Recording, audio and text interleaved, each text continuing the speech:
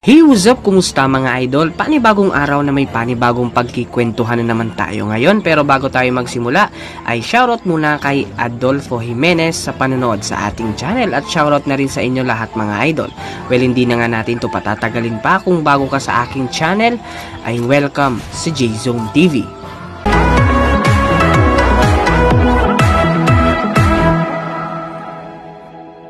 Kahapon nga ay na-interview si Coach Chot Reyes patungkol sa standing ng Team Pilipinas sa darating na FIBA World Cup sa China.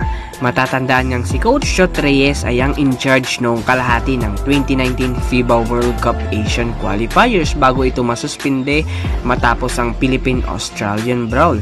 Bago nga siya palitan ay meron siyang iniwang record na 4-2 na standing ng Gilas Pilipinas sa kanilang grupo.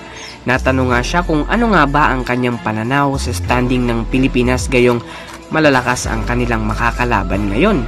Ayon nga sa kanya ay posibleng makapasok tayo sa second round ng World Cup ngayong taon, unlike nga raw noong 2014 na maliit ang tsansang makapasok dahil 3 kupanan nga ang nasa top 10 ranking ng FIBA ang kanilang nakalaban. Ang tinutukoy niya nga noon ay ang Croatia, Argentina at ang Greece.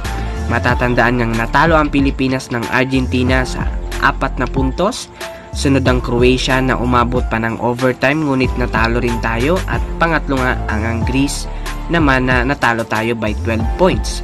Kung mapapansin nga raw natin mga idol ay 3 teams iyon na pasok sa top 10 noong 2014 ay hindi naman nagkakalayuan ng laban at dikitan lang talaga. Kung ikukumpara nga raw nito ni Coach Chot ngayon ay may tsansa tayong makapasok sa next round dahil iisang team lang nga ang pasok sa top 10 na makakalaban natin ngayon.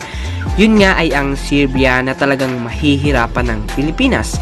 Dagdag pa nga niya ay bagamat malakas ang Angola at Italy ay naniniwala pa rin siyang may tsansa ang Pilipinas na maka-advance sa next round dahil kung ihahalin tulad nga ang laro ng dalawang ito sa laro ng Greece at Argentina na nakalaban nila noong 2014 ay magkaiba nga talaga, kaya nga raw natin manalo sa Angola gaya ng pagkapanalo natin noong 2014 kontra sa Senegal.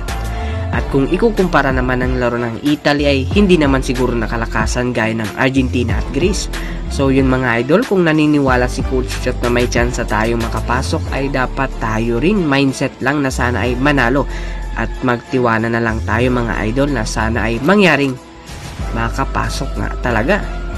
So yun mga idol ang video natin ngayon. Again, this is J-Zone TV. Maraming salamat sa panonood.